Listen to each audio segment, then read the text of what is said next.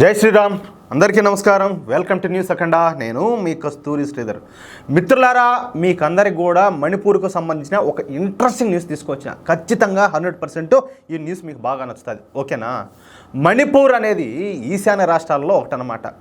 ఇంతకు ముందు వరకు ఈ మణిపూర్ గురించి ఎవరికి పెద్దగా తెలిసేది కాదు. కానీ గత 2 సంవత్సరాల నుంచి ఈ మణిపూర్ మన దేశంలోనే కాకుండా ప్రపంచవ్యాప్తంగా ఫేమస్ అయిపోయింది. ఎట్లనో తెలిసిన అనేక మంది అడ్డమైన వెధవలు ఈ మణిపూర్ గురించి తెలుసుకోకుండా మన దేశం మీద ఇష్ట ప్రకారం విమర్శలు అయితే చేసినారు. సరే, మణిపూర్లో 2017లో జరిగినటువంటి అసెంబ్లీ ఎన్నికల్లో భారతీయ జనతా పార్టీ ఘన విజయం సాధించింది. దీంతో 2017లో బీజేపీ మణిపూర్లో ప్రభుత్వాన్ని ఏర్పాటు చేసింది. ఇకపోతే మణిపూర్ సీఎంగా బీరేన్ సింగ్ను ఎంపిక చేశారు. ఈ బీరేన్ సింగ్ స్వచ్ఛమైన మైతేయి తెగ సంబంధించినట్టే హిందూ అనమాట. ఇకపోతే మణిపూర్లో బీజేపీ ప్రభుత్వం వచ్చే ముందు వరకు మణిపూర్ను కాంగ్రెస్ పార్టీ పరిపాలిస్తూ వచ్చింది. దీంతో మణిపూర్ అనేది డ్రగ్స్ గేట్వే అయిపోయిందనమాట. ఈ డ్రగ్స్ను తయారు చేసే పాపి పంట అంటే గసగసాలు అంటారు చూడు, మన ఇంట్లో వాళ్ళు గసగసాలు అంటారనమాట. ఆ గసగసాల పంటనే పాపి పంట అంటారనమాట. ఈ పాపి పంటను మణిపూర్లో విపరీతంగా సాగు చేయడం ప్రారంభించారు. నేను ఇంతకుముందు చెప్పిన ఒకసారి, మణిపూర్లో దాదాపు 7,000 ఎకరాల్లో ఈ పాపి పంటను సాగు చేసేవారని చెప్పిన. కానీ ప్రస్తుతం మనకు వస్తున్నటువంటి సమాచారం మేరకు 2017 సంవత్సరంలోనే ఒక్క మణిపూర్లో 20,000 ఎకరాల్లో ఈ పాపి పంటను సాగు చేసేవారంట. ఇంకపోతే ఈ పాపి పంటను సాగు చేసి దాంతో డ్రగ్స్ తయారు చేసే వాళ్ళను కుకీలు అంటారనమాట. ఇప్పుడు ఈ గసగసాల పంట ఉన్నది కదా, అదే పాపి పంట.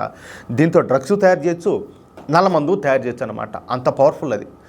సరే, ఈ కుకీలు అనేవాళ్ళు ఇదొక తెగ. ఇప్పుడు మైతేయి వర్గం వాళ్ళట్ట ఒక తెగ, వీళ్ళు ఒక తెగ అనమాట. నిజానికి ఈ కుకీలు మన భారతీయులు అయితే కాదు, వీళ్ళు మయన్మార్ నుంచి అక్రమంగా భారత్లోకి వలస వచ్చినటువంటి అక్రమ వలసదారులు.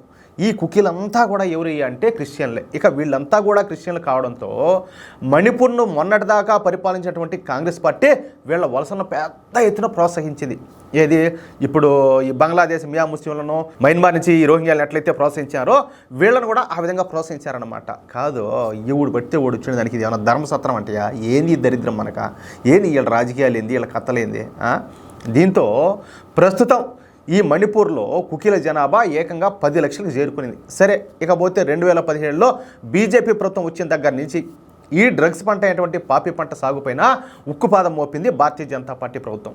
మొత్తం 20,000 ఎకరాల ఈ పాపి పంటను ధ్వంసం చేసి పారేశారు. ఇక అప్పటి నుంచి ఈ పాపి పంట ఎక్కడ పండించినా అక్కడి పంటను ధ్వంసం చేయడమో లేక తగలబెట్టడమో చేస్తూ ఉన్నారన్నమాట. ఈ విషయంలో మణిపూర్ సీఎం అయినటువంటి ఈ బీరేన్ సింగ్కు ఖచ్చితంగా హ్యాట్స్ ఆఫ్ చెప్పాలా. ఇక ఆ కక్షతో హైకోర్టు ఏదో ఒక తీర్పుని ఏదో ఇచ్చిందని చెప్పేసి దాన్ని సాగుగా చూపించి ఈ కుకీలు మైతేయులపైన దాడులు దిగినారు. మైతేయులను వేటాడి చంపసాగినారు. దేవాలయాలను తగలబెట్టినారు. దీంతో మైతేయులు కూడా తిరగబడినారు. ఇంకా తిరగబడక ఏం చేస్తారో అదేందో అన్నట్టు ఒక రూమ్లో వేసి పిల్లినైనా కొడితే అది కూడా తిరగబడుతుందంట. మరి వాళ్ళు మనుషులు కదా, వాళ్ళకు ఏం ఉండవా? వాళ్ళకి ఫీలింగ్స్ ఉండవా? కుకీలపైన ఈ మైతేయులు కూడా పెద్ద ఎత్తున దాడులు చేశారు. ఈ గొడవల్లో నాకు తెలిసినంతవరకు దాదాపు 240 మంది వరకు చనిపోయినారన్నమాట. గత 2 సంవత్సరాల నుంచి తరచుగా ఈ గొడవలు అయితే జరుగుతూనే ఉన్నాయి. దీంతో మోడీ ప్రభుత్వం ఈ బీరేన్ సింగ్ చేత రాజీనామా చేయించి మణిపూర్లో రాష్ట్రపతి పాలన పెట్టినారు. అయితే ఇక ఈ కుకీ తీవ్రవాద గ్రూపులకు ఇప్పుడు చుక్కలు కనపడుతున్నాయి. మీరు చూసారో లేదో, ఏదన్నా మీకు ఆ వీడియోస్లో కనిపిస్తూ ఉంటాయి. వీళ్ళు ఇప్పుడు ఈ నక్సలైట్లు ఏ విధంగా ఉంటారో అదే విధంగా తీవ్రవాదులు ఏ విధంగా ఉంటారో వీళ్ళు కూడా గన్లు మంచి ఇంపోర్టెడ్ గన్లు అన్నీ పట్టుకొని తిరుగుతాను వీళ్ళు. ఏం తమాషా అదే? ఎవడి ఇష్ట ప్రకారం కూడా అలా చేస్తూ ఉంటే ఇంకా ప్రభుత్వాలు ఉండేది ఎందుకో? సరే చూడండి, ఇంకా చాలా ఉండదు. ఫిబ్రవరి 13వ తేదీన ఈ రాష్ట్రపతి పాలన అయితే విధించారు. ఇక అప్పటి నుంచి అసలాట అయితే మొదలైంది. గడిచిన 10 రోజుల్లో మన భద్రతా దళాలు ఈ కుకీ తీవ్రవాదులపైన పెద్ద ఎత్తున దాడులు చేసి దాదాపు 30 మంది వరకు ఈ కుకీ తీవ్రవాదులను అరెస్ట్ చేశారు. అంతేకాకుండా రాత్రిపూట ప్రతి కిలోమీటర్కు ఒక పోలీస్ పోస్ట్ని ఏర్పాటు చేసి ప్రతి ఒక్కరిని కూడా చెక్ చేసి పంపిస్తారు. ఈ క్రమంలోనే మన భద్రతా బలగాలు పెద్ద సంఖ్యలో ఈ ఐఈడి బాంబులను, హెచ్కే రైఫిల్స్ను, ఇన్సాస్ రైఫిల్స్ను, AK-47 రైఫిల్స్ను స్వాధీనం చేసుకుంటున్నారు. అంతేకాకుండా గ్రామాలలో వాలంటీర్లుగా ఉంటా హింసాత్మక సంఘటనలకు పాల్పడుతున్నటువంటి 12 మంది ఈ కుకీ గ్రామ వాలంటీర్లను పట్టుకొని అరెస్ట్ చేశారు. ఇక కుకీలు ఏ మాత్రం అతి చేసినా మామూలు కాదు, ఎరగదంతారట్టే, నడువులు ఎరగదొక్కుతారట్టే, ఊరికే కూడా కాదు. రాత్రిపూట సెర్చ్ ఆపరేషన్లు చేస్తా తీవ్రవాదుల అంతు చూస్తారంట. అలాగే ఒక వారం రోజుల్లో, కేవలం ఒక వారం రోజుల్లో తమ వద్దనున్నటువంటి ఈ ఆయుధాలను అప్పగించకపోతే తీవ్ర పరిణామాలు ఉంటాయని చెప్పేసి మణిపూర్ గవర్నరు కఠినమైన వార్నింగ్ కూడా ఇచ్చారు. ఈ దెబ్బతో ఇప్పుడు ఈ క్రిస్టియన్ కుకీ తీవ్రవాదులు తిరిగి మయన్మార్కు పారిపోతున్నట్టు తెలుస్తుంది. అది అమిత్ షా దెబ్బ అంటే అట్టుంటుంది అనమాట. లేకపోతే ఏంది ఈవిడ ఇష్ట ప్రకారం వాడు ఈ మావోయిస్టులు అంటే, నక్సలిజం అంటే, లేకపోతే తీవ్రవాదులు అంటే ఇంకెవడో బొకడాగాడు ఒకడు ఎవడు పాటికోడు.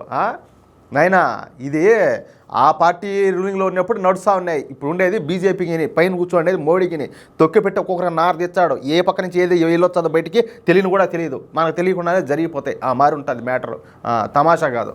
మిత్రులారా, ఈ న్యూస్ కనుక మీకు నచ్చినట్టయితే ఖచ్చితంగా ఈ న్యూస్ నలుగురికి షేర్ చేయండి. అదేవిధంగా ప్రతి ఒక్కరూ మీ యొక్క అమూల్యమైన అభిప్రాయాలు ఖచ్చితంగా కామెంట్ చేయండి. ఇంకొక మాట, ఇంతవరకు మీరు కనుక మన ఛానల్ సబ్స్క్రైబ్ చేసుకున్నట్టయితే ప్రతి ఒక్కరు కూడా మన ఛానల్ సబ్స్క్రైబ్ చేసుకోండి, సపోర్ట్ చేయండి ప్లీజ్. జై శ్రీరామ్.